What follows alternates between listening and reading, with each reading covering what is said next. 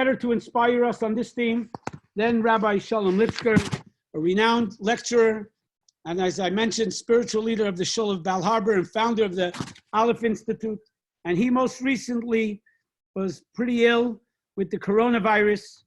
But before I want to introduce Rabbi Lipskar, I want to introduce you to a dear friend who the doctors told him he had less than a 10% chance of survival. He was stricken also with the COVID-19, and he laid on a ventilator. He was in the ICU for more than 35 days. His wife, Lynn, called me up, frantic that the doctors told them,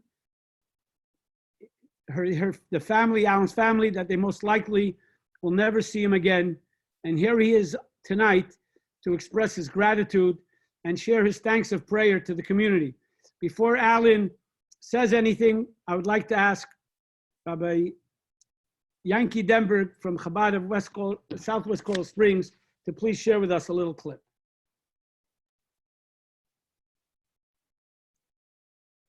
After nearly losing his life battling the deadly coronavirus. He's talking exclusively to 7's Nicole Insalata about his remarkable recovery.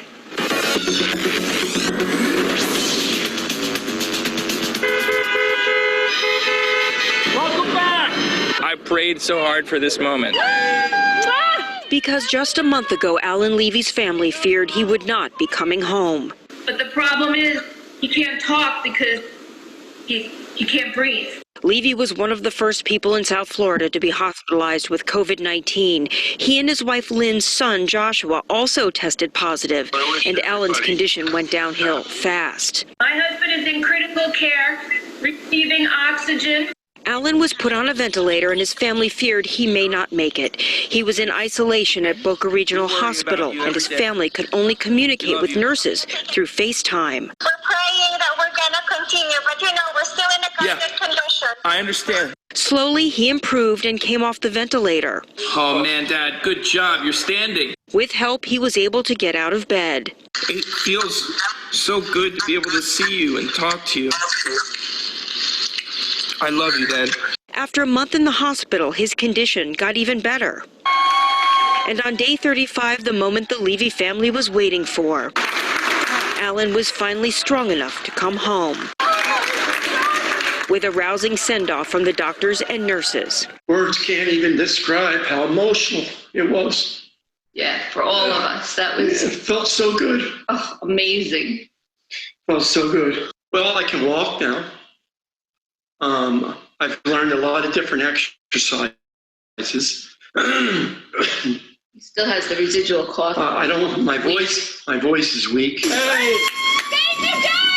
And in this new normal, Alan's friends and neighbors found a way to welcome him home with a parade of cars Tuesday evening, a moment his family could not have predicted just 1 month ago. How you feeling? Very, very, very happy. Very honored, very honored. Nicole Insalata, 7 News. $50,000 for an injury claimant might. I thank you very much, Rabbi Denberg. So without further ado, I'm going to invite Alan to express his gratitude and his thoughts. And Alan, are you, here you are, okay? Okay. Hello, everybody. Alan. Hello, everybody. What an honor it is to have an opportunity to be here. And I'm so blessed and so happy that I have this second chance in life. And I'm doing quite well considering I've been home only 2.5 weeks. As you can only imagine, it's been quite a life-altering experience to go through what I went through. And I attribute my survival and my ability to fight through it and come home a lot to the community, Rabbi Pinney, and the power of prayer that spread throughout the world. Rabbi knew Hashem has blessed me to be able to spend more time with my family and my friends, and to see hopefully the growth of my family in the years to come. May I be blessed with more grandchildren. And I can only say that the experience has been incredibly humbling experience. The thousands of people that prayed for me during my hardship, during my 35 days before I was able to get released and test two double negatives before they would let me out. It's been an incredible journey. I don't know how to express it other than, I feel very, very strongly about the power of prayer right now. I feel very strongly about the community support, the family support that got me through it. And I don't want to leave out the healthcare professionals, because even though I didn't know everything that was going on, of course, because, I was in a coma most of the time. I know that now, after being able to consciously talk to the doctors and the nurses and my family, I understand the role that they played. So I don't want to leave them out of it. But I went in pretty sick, but I was very, very healthy before that. And I guess my body was just strong enough, and God helped me get through it. And I'm just so grateful to, here I am talking to a group of people, most of whom were following my story, or a lot were following my story. And I know that the prayers were meaningful. And I thank God and Hashem and Penny and everybody for helping me pull through it. Thank you. Thank you so much, Alan. And may Hashem bless you and your family and all those who are battling this disease and still need a prayer for a complete and speedy recovery. May Hashem bless them all to have that complete and speedy recovery. And may Hashem bless us all that this coronavirus, this terrible pandemic, speedily end, and that we're blessed to be able to get together physically, and not just in our own little synagogues here in Florida or wherever else you're joining from. May Hashem bless us that we, all the Jewish people, can gather together in Jerusalem with the coming of Mashiach. I just want to say that this week we had another miracle. Mati Korf, Rabbi Korf, who's the regional director of Chabad of Florida, his son was also very, very seriously ill on a respirator. And Baruch Hashem, with all our prayers, we merited to see him also come home from the hospital. May this be the news for anyone else that's battling with this disease. And as I mentioned, may all of us in full health be able to march together to Israel for the third and final Holy Temple with the coming Mashiach. Without further ado, I want everyone to pay your attention to Rabbi Lipskar. Thank you for joining us, Rabbi Lipskar, and take it away. Thank you very much, Penny. And it's also a humbling experience to share this audience with Alan. I shared some elements of that frustration and that challenge, and that those obstacles that seem to be almost impossible to overcome. Fortunately, I did not have to go through a 35-day period. I was only in the hospital for 9 days. But at the same time, my circumstance was a little different. I was the first corona patient at the University of Miami Hospital that was diagnosed in such a fashion. And so, to tell you the truth, there was a whole cloud of doubt that hung over the medical professionals, who were extraordinary on every level. But one of the painful elements was that at that point, I knew about as much as they knew, and that wasn't very much about this virus and this disease. Fortunately, it was caught early in my case, and I was not in a coma, so I was able to think clearly. And the experience also was a life-changing experience for me in every way. You might say, how does that happen in a practical sense? And as we talk today about second chances, the second chance that we are utilizing as the foundation for this conversation is the second Passover, where Jewish people, holy people that were not able to participate in the first Passover asked Moses, why should we be diminished? Why should we not have a second opportunity? And God granted them a second opportunity. And our rabbis tell us that that second opportunity comes not only to people who were unfortunately unable to bring the offering, but even those people who for some reason didn't want to bring the offering or were not available, or to them it was not a priority. They always had another opportunity, a second chance to bring that offering. God gives us a second chance. And this circumstance that we were in also gives us a second chance. But if you think about it on a completely different level in some way, the Pesach Sheni was a second chance for a specific element. They missed the extraordinary aspect of the Passover.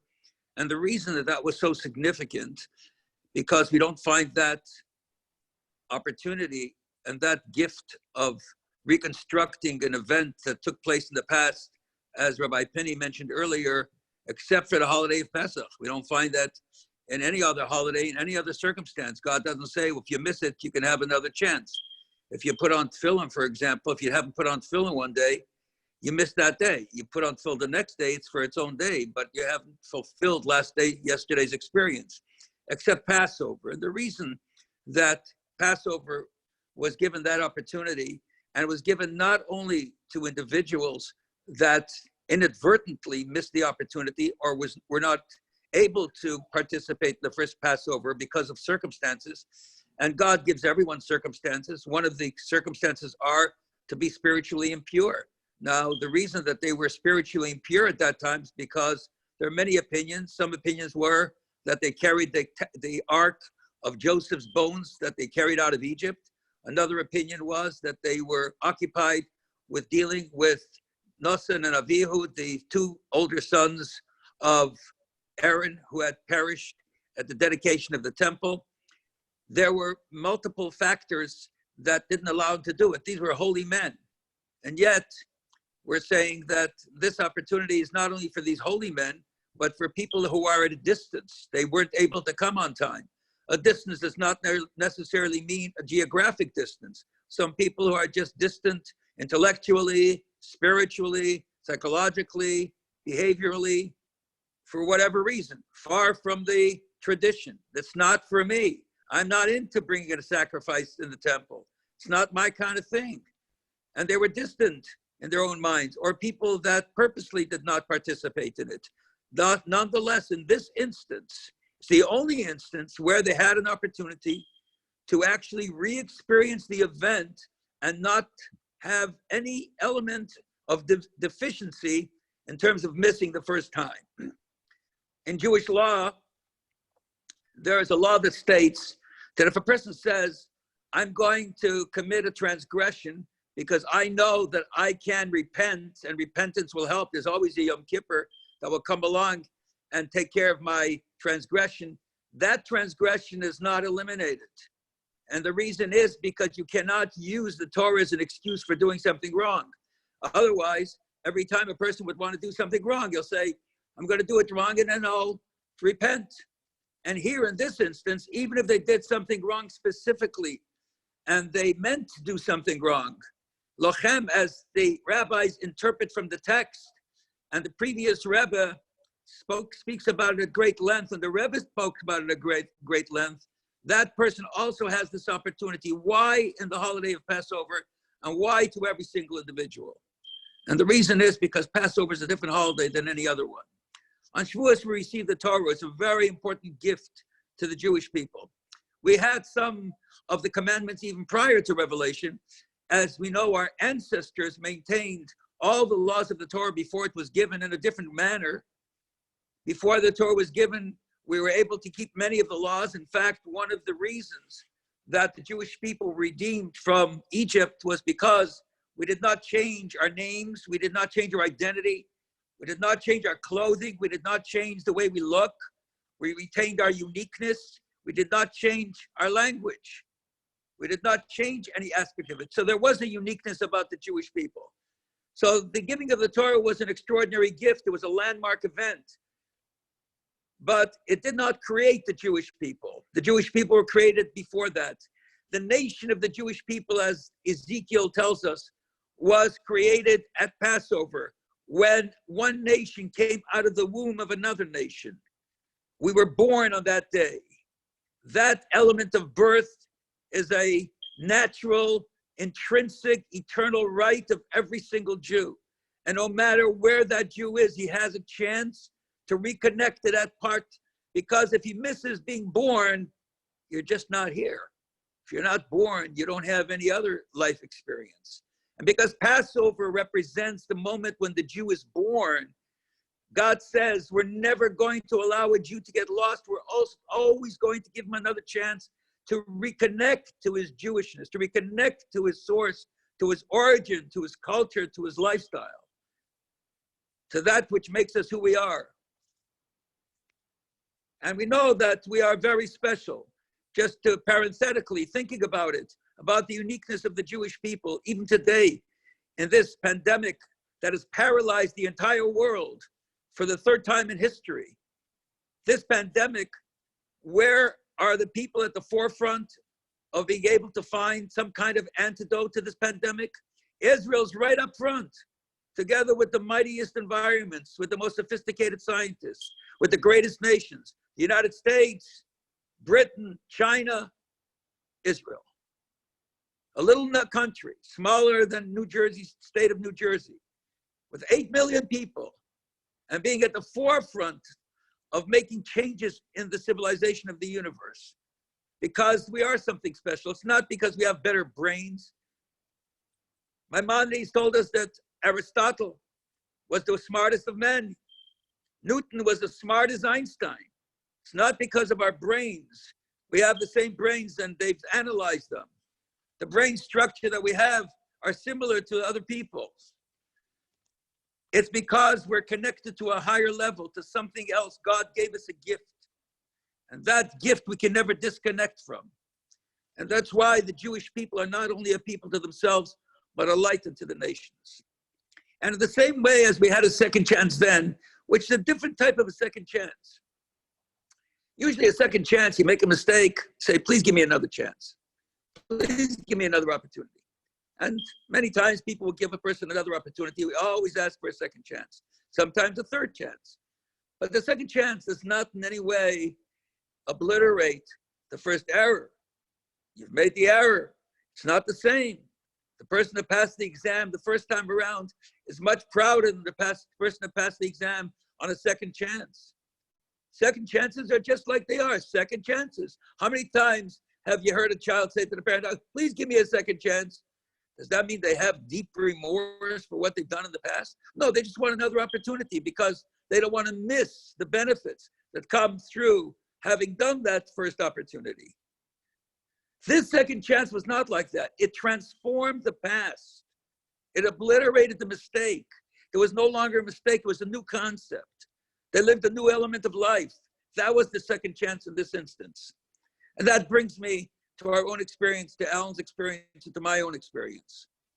When I was there in the hospital for the 9-day period, especially the first 5 days when we were battling strongly against this extraordinary virus, this plague, that the consequences are not that great. Fortunately, we hear of miracles like Alan's miracles, like Mati Korf's miracles, like other miracles. But unfortunately, I personally have lost more colleagues, friends, mentors, acquaintances in the last 4 weeks than I've lost in the last 10 years. All of a sudden fashion. So it's a very, you might say, could be a terrifying experience laying there. And when the doctors come in and they really know, what should we use? I happen to be given the hydroxychloroquine and toxilamide, which is some form of the F-16 element. I was given heavy doses of antibiotics, Z-Paks. They tried everything on me. Something must have worked. They don't know exactly what, because even after I used it 3 days before the president talked about it, before it became a popular concept as a result of connection with a friend who had a friend who's one of the top people in epidemiologists in the world. And he said, why don't you use this? This could help. And the doctors actually said to my wife, this is really serious. They didn't know what would happen. And particularly in my instance, age, preconditions, etc., it was a pretty dangerous experience. And the first 5 days, it was a battle to kind of remove the fevers, etc. Thank God, I didn't need to be intubated because my lungs were not that affected. I came in early, but there was an effect on the lungs and they didn't want it to advance. How do you do it? And so during that period of time, you start to think, you're alone. For 9 days, you're absolutely alone. The doctor that comes in for a few minutes each day, is dressed like a space Martian. I didn't recognize my own doctor when I left the hospital. The nurses come in the same way. They don't stay there too long. They call you before they come in. Do you need anything? Because it takes them 40 minutes to get dressed properly and then 40 minutes to undress and get ready for the next time they come in. It's not an easy process. And you're laying there all alone, no family, no connections except through the phone or through FaceTime in such a manner. And you're there basically all alone 24/7. And you don't know what the results will be. And many thoughts go through your mind. And though, thank God, as a result of my connection with Jewishness and constantly reminding myself of the story of the previous Rebbe and the Baal Shem Tov, where his father said to him, love two mitzvahs that are fundamental. Love every Jew like you love yourself and fear nobody except for Hashem. So I didn't have fears. Thank God I was not filled with fear, but I was filled with trepidation and I was filled with doubt. And for the first time in my life, and though I went through some very sophisticated medical experiences before, the first time in my life that I thought about mortality. Mortality was on my mind. And it was on the mind of the doctors. When I left, the doctors told my wife this was an absolute miracle as far as they were concerned. And there were miracles happening around me. Eli Beer from Hatzalah was in the room right opposite me. I only saw him when they took me out, when they left the hospital, because we couldn't have any contact with each other. So what do you think about in that period of time? So that period of time is, for me and for Alan, it was a real personal experience where it touched your gut in a very fundamental level. But in reality, it's an experience that we all have. This pandemic, this paralysis of the entire world for the first time, and only the first of 3 times, and I'll share it with you, I've shared it in other instances, but only 3 times in history did the world stop. The first time the world stopped was during the flood of Noah. The whole world paid attention. Everybody paid attention. Only the Noah and the ark were saved. The second time that the entire world stopped was during Revelation, which we will experience in 3 weeks. When God revealed himself at Sinai and gave us the Torah, the whole world stopped. Everything stopped. And the third time the world stopped is in 2020 during this corona pandemic. That's when the world stopped. There has to be a reason when the world stopped. To me, because it was so personal, there was like a reset button. But to all of us, it has that the world stops. And here is an opportunity for a second chance. But not only a second chance, like we always say, give me another chance, but a second chance of a transformative experience, another opportunity to relook at our lives, to analyze where we are, where we have been, what our life is about, what is our objective, what is our mission, what are we here for? Because we start to recognize that the very fundamentals of life, just the fact that we need to exist and subsist, also takes effort. The government had to supply funds for people to have food on their table in an unprecedented manner. The very fundamentals of life were challenged, as we are in our own homes. And we have changed in a very vital fashion. You know, if 2 months ago, someone would have told you that school is going to shut down for the next 2 months. You have to take care of your kids at home. Parents would go wild. There would be strikes around the schools. What are you talking about? We can't do it. It's impossible. All of a sudden, it's not only impossible, it's doable. And people are finding that they're having closer and better relationships with their families, with their children, with their spouses, with everybody around them. And so the second chance that we're talking about here is not just a second chance. It's a second opportunity to look at our lives. The entire world can change the way we look and what our priorities are and what we should be doing in our lives. And that's a very vital concept. What is the standard of what we should be doing? Who can give us the balance of a proper aspect of life? One of the most, you might say, successful companies during this period of time, besides some medical companies that are very successful during this period of time, and those that are manufacturing the garb that is necessary for protective purposes during this period of time. One of the most successful companies during this period of time is a company that's called Netflix. Netflix is a company that produces films and movies because more people are watching films and movies than ever other time before. Another area that's very successful is alcohol beverages. People are consuming more alcohol than ever before. What does that tell you? That we have time and we need to be able to fill that time with something so we don't just die of boredom. People talk of boredom. But when you think about life, what is life? What is life? If you want to describe life in one word, and when you're in a circumstance where you are really at the border and you're facing life and the opposite of life, think about what is life? Is life eating? Is life sleeping? So many people, life is love, life is success, life is vacationing, life is having a good time, life is having joy from your children. All of those things are part of life. They make life more meaningful. But that is not life. Life is time. That's it. Your quality of life is how you fill that time. If you fill that time with purposeful, meaningful things, then that life becomes an upward mobile, an upward trajectory of elevation and lifts you to a different space. And we know that the human being has a space that's different than his physical being. Our physical beings are just robotic systems. That's all they are. They are flesh and blood robots. And the reason we know that is because when that flesh and blood, when the soul leaves that flesh and blood, it goes back to its robotic state. We all have a sense of transcendence, a spiritual concept. God created this world not for our spiritual beings, but for our spiritual beings to impact our physical beings. The opportunity that's given to us now is almost like a revelation as we're preparing for revelation. God came down to this world to tell you, my dear children, the world has stopped. The world has changed. Your lifestyle has made some turns, made some changes that you were not expecting and you're not planning for and you're not prepared for, but yet you're adjusting to that process.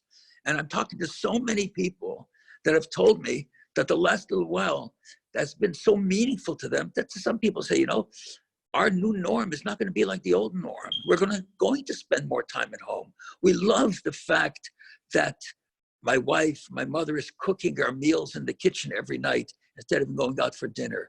We love the fact that we have time to interact with each other.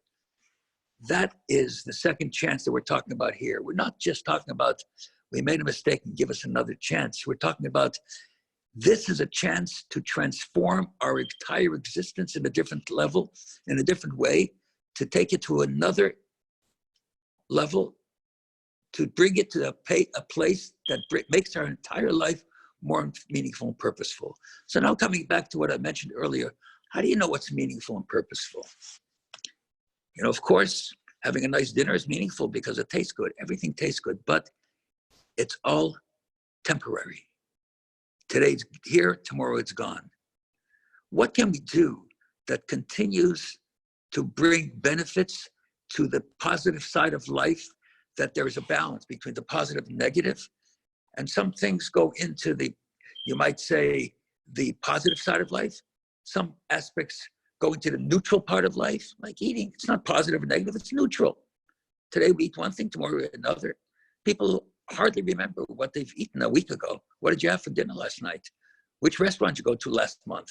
It's not a meaningful experience. And there's some experiences that continue to grow in your life and they make you stronger and better. How do you know what their experiences are? So the same way as the Jewish people have survived and become a light unto the nations throughout history. And in some way have rejected every philosophical system in terms of what our future will be. We continue to be an eternal people against all odds. There's no question about that. And we have been managed to sustain and to not only sustain, not only to survive, but to grow. In fact, when I refer to the Holocaust Jews that survived, I don't call them survivors. I call them the valiant heroes that had capacity that God gave them to overcome. They're not survivors. We Jewish people don't survive. We lead. We are people that have a sense of meaningfulness and purposefulness. So how do you know what that is? Is it just eating matzo balls in your soup or gefilte fish on Friday night? What does it mean? So God gave us a gift. The gift that God gave us is the Torah, which we will experience soon. That Torah is a how-to, it's an ingredient book of how to live our lives properly, how to live our lives in balance, how to give meaning and purpose to our lives. And that's really the opportunity we have today. Today's second chance is not just something that we missed and now we're able to retain it or to have it so that we don't miss that opportunity. Today is a second chance where we have a new approach to life, to a new approach to how we relate to our children, to our spouses, to our friends, to our companions, to our colleagues, to our world, to ourselves, to our purpose. We have an opportunity to have a reset button in our lives and think to ourselves, what can we do to move it to the next level?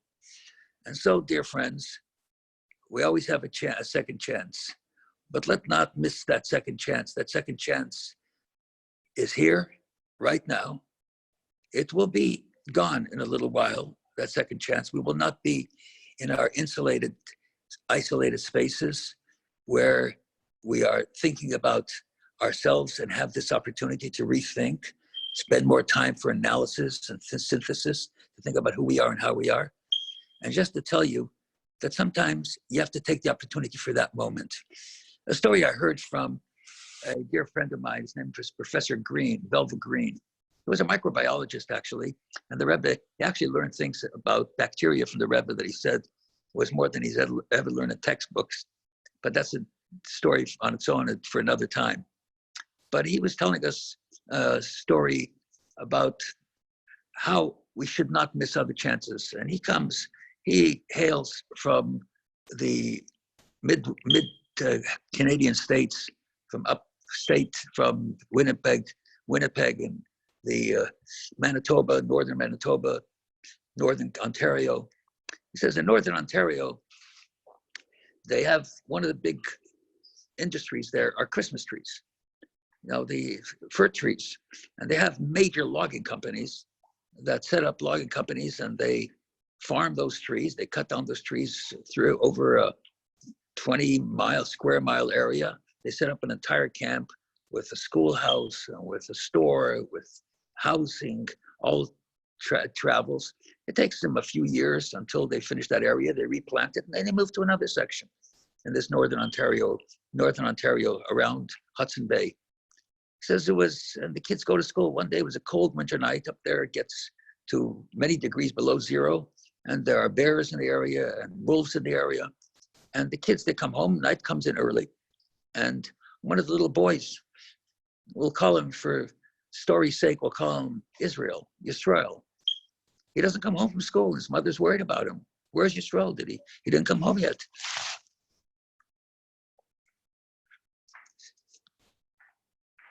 So the mother says, let's go ask the neighbors. They asked the neighbors, did you see our little Yisrael? He was in school, but we didn't see him. They run around, they go to the teachers. Yes, he left school, but he's not here. Waited a few more hours. Night is already fallen. The parents get really worried. It's really cold. You can't be out there in that frost for too long. And they decide that they have to set up a search team. And they set up a search team. They put out all the hot drinks. And the entire little community gets together to go search for that Yisrael. Maybe he's somewhere in the forest, he's afraid to come home, he's ashamed to come home, and he could be hiding behind any little tree that's there, any of these little trees that are growing. And they go out crying for this little Yisrael, and they cannot find him. And then one person comes up with an idea. He says, listen, there's this little boy, and he may be behind a tree. We may be missing him in this darkness. Why don't we just join hands, the entire community, and we'll take one section at a time. We'll go north, and then we'll go east and west and south. And the entire community, a whole line, can stretch about a third of a mile almost if we just stretch ourselves out. And that way we'll cover it. We couldn't have run too far. And they get a hold of their hands, and they stretch their hands out, and they hold on together, and they go out, and they find this little boy behind the tree, and he's laying there, and unfortunately they lift him up, but it was too late. And they said to themselves, if only we joined hands a little bit earlier, if only we had taken this opportunity earlier, if only we'd have a rethinking of reconnecting to our sources earlier. So the second chance, dear friends, whoever is listening, is a real opportunity to have a second chance at life, not only a second chance for an individual element. That's why it's like Passover. In the same way as Passover is a second chance at their Jewishness, at being born as a Jew, today's a second chance, a rebirth of your whole experience. I've experienced it personally. From what Alan said, Alan's experienced it personally, and each one of us, by extension, can experience it personally. I just want to mention that tonight is also the yard site. It's the day, the Remembrance Day of the Rebbe's brother, Yisrael Aryeh, who passed away in 1953 in England. And the Rebbe's brother, he was a brilliant mathematician, brilliant. The greatest mathematicians of our society said that the kind of writings that he did in mathematics was beyond the general pale. And so just to mention him, for the soul to have an elevation, and for our Rebbe's brother to be a good beseecher on behalf of all of us, for health, for nachas, for everything positive. Thank you again, Penny, for this opportunity. Thank you, Al, for joining me in this opportunity. You added something to my life. And thank you all for being here tonight. Thank you so much, Rabbi Lipskar, for those very powerful and inspirational words. I want to thank Al and Levy also again, and I wish the two of you and all those who are ill to truly have a complete and speedy recovery. And may we only be together for simchas and hopefully physically, not only by virtual conversation. So I hope that each and every one of you will join us as well next week.